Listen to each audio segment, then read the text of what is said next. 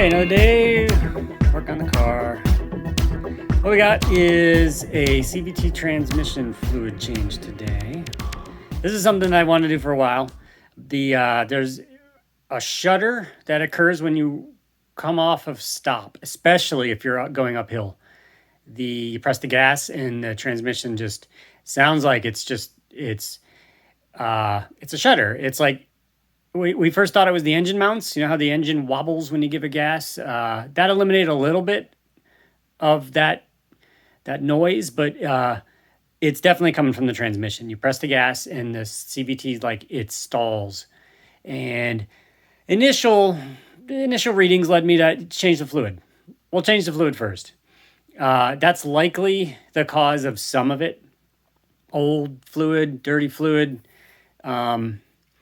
Of course, there's always the chance that the fluid being old as it is keeping things running. That's my fear, that after I change it, it'll get worse because the oil will be clean and thinner as opposed to dirty and yucky. But that's a risk you got to take. That shudder is, slippage inside the CVT itself, and that isn't something that is going to go away. It's likely going to get worse if I don't do anything about it. Transmissions on these cars are around, but they were used in a bunch of models and years. But, they all have high miles at this point, so it's about taking care of them as best you can. So this procedure isn't all that hard. You check the CVT fluid here. I know it is running slightly low. When you check it when it's warm, not when it's cold. Right now the engine's cold. And you can see it reports low. But when it's warm, it should be slightly higher. I checked it warm the other day, and it actually fell, which makes sense. So I think I'm actually running low to begin with. So instead of just putting something, we're going to just top it off. And you can... Oh, my God, where's the hole? I can't get it back in there.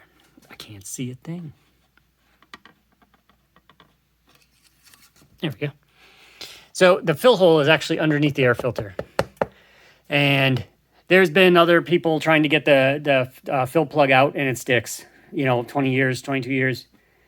It just doesn't come off. It's a large, 18 millimeter bolt.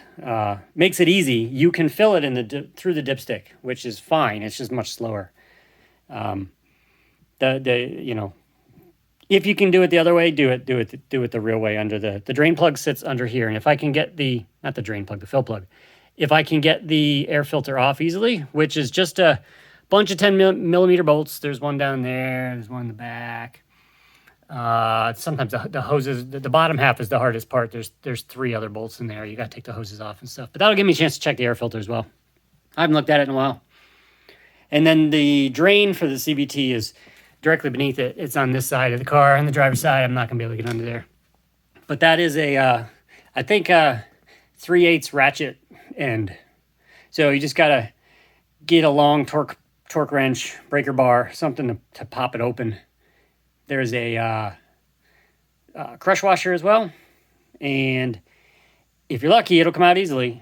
And you'll be able to just drain it out into a pan. So I'm going to attempt to first start to get rid of the air filter and get it out and see what we have there. Okay, took about half an hour. This is annoying. It's always annoying. But anyway, you got to take the cover off because if you remember, the air intake is here. This holds it in, and the bolts on the side, you can't get your wrench in unless the cover's off. So that's not a big deal. It's just 2 screws at the top, or two nuts at the top, and then one on the side. And you take the cap off, and then it just pops off. Cover it back up so you don't drop anything in there.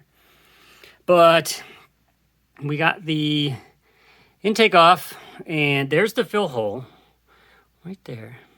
I haven't tried to open it yet. I got the car propped up. Which was annoying. Sorry. Everything under the car is annoying to work on. The top isn't too bad, but we got the filter. I'll get there in a second. We got the filter off. I think I put the filter in when I bought the car 9 years ago, actually. So I may replace it. It's not looking too dirty, too bad. It's got a little bit of dirt in it. It's not caked too badly, but that's something I should have thought of. There's the under pan, the rubber or plastic underbelly, fin thing, which is the most annoying thing in the world. Because if you come around here, all of those bolts, and I don't know if you're going to be able to see this, everything they've used to hold those in, like there's one of the clips. The clips rust. They're I don't know what they're made of, but they rust. And they rust so badly that the pans get stuck. All those bolts snap off. They just shear right off. So we're at the point where pretty much every one of these going into the car has sheared off. So the bolts are still in the rail. The cross member that goes across, these bolt into it, sheared right off. So I got to drill them out. Here's one I can't get off. It's covered in some rust dissolver now to hopefully open it up. But as you can see, every one of these clips is just rusts terribly. And it rusts to where, like, just getting the pan off takes half an hour. Here's another one. That one came off. So I've been zip tying this thing back on. I've not been putting the rusted ones back in. There's no way they're coming off. So that's absolutely the worst part about working on the underside of this car is those things. But once you get it off, you come back under here and, oops, wrong side. Hey, look over here. There is the CVT drain bolt. If I get my ratchet, we'll come over here. And I think it's the bigger one. I don't think it's this one. So this just goes in here. Maybe, again, could be mildly rusted. Yeah, it fits. So it goes right in. I got the car up because there's not enough room otherwise. So I'm going to have to see if I can break this with probably the torque wrench, which is about 1.5 feet long. Should give me enough to crack that, I hope. I'll put a pan underneath, let it drain out. There are screens and filters inside. There's one up top that you can do, and if this shutter doesn't go away with this, I might investigate that a little bit. But for now, I'm just going to continue working on that, see if I can get it to drain. And even if I can't get this open, it's not the end of the world, because I can fill it from the dipstick there. It'll take a long time. But 3.5 quarts of this stuff. This is the only stuff you should use, ever. CVT fluid from Honda. Do not substitute with any of the over-the-counter stuff. Everybody online says you will ruin the transmission. Honda says you'll ruin the transmission. I think there are additives in here which just don't interact with the internals of the CVT. And other ones do. Slowly eating away seals and gaskets and stuff like that. So this is the stuff you want. I bought it at, I want to say Majestic Honda. One of those Honda OEM parts. It's about $6 a quart. You'll need 3 of them. And that's it. So it's still available. It's good. But back to this. Well, it's a week later. I wasn't able to get the drain bolt off. I did everything I could. Breaker bars, extension rods, torque converters as they're called. Until I was able to get an impact wrench. That's the only way I could get it off. So I borrowed a small little Bauer. It came right off after that. There was no trouble at all. It just spun right off. So that's good. So it's drained. There's nothing in it now. I'm about to fill it up. The fill hole came off. Same thing. Couldn't do it without the impact wrench. It's just years and years of just sitting there. So the fill hole's there. 17 millimeter, which is pretty standard, pretty nice. I'm going to give this a fill up.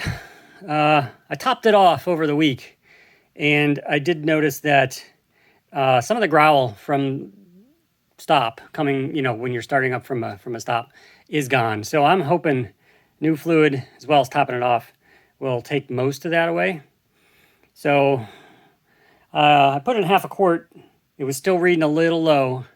So now I'm going to put in 3.5 as the manual says, and then we'll run it, see where it reads, see how much I actually need on top of that. So back in a bit. Hey, and now we're over to the oil change. It's pretty straightforward, just like any other car. It's pretty easy. Oil cap, oil fill, loosen it so you can let some air in while you're draining out the bottom. Dipstick, checking the oils on the left. Under the front car, which you're not going to be able to see easily unless we change the camera. So on this side, there's your oil filter. It's right up front. It's really easy to get to. Sometimes it can be a little slippery. And it's really tiny, so you can't actually use one of the standard size oil filter wrenches. So you gotta figure something out. Oil drain plugs right there. Tighten that sucker to 29 foot-pounds when you're done. Don't want to be breaking that, cracking it or anything. I'm gonna go with the Mobil 1 0W20 synthetic. This is recommended online. It's a pretty standard motor oil for this type of car. It comes in 2 flavors. There's the advanced fuel and then there's the high mileage.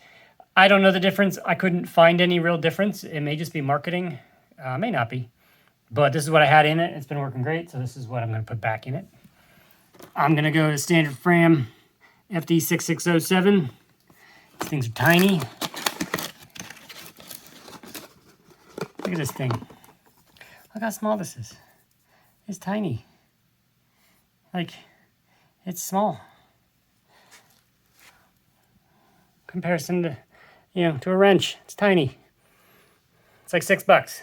Works great for what it is. This comes in 2 flavors as well. There's the, the normal one, and then there's the one for extreme driving conditions. Which, you know us Insight owners. Extreme driving all the time. So this calls for 2.4 quarts. 2.4. There's nothing. I mean, you can buy it in the individuals, which I did last time, but you can buy it in the 5 quart, and then you get 2 fill-ups. It says 2.6 if you're changing the filter, and it says 3.0 if you're doing a full engine breakdown. So somewhere between 2.5 and 3. It's tiny. It's small. It's cheap as a result. So